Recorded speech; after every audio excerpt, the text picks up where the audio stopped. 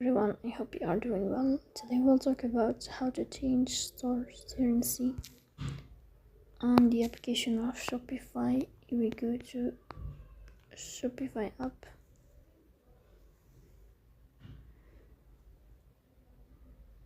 On this page,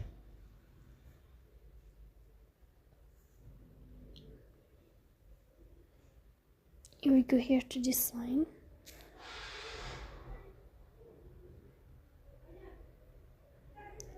You will go to this window of settings.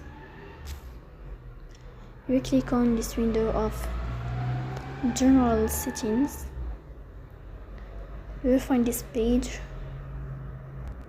You click on this window of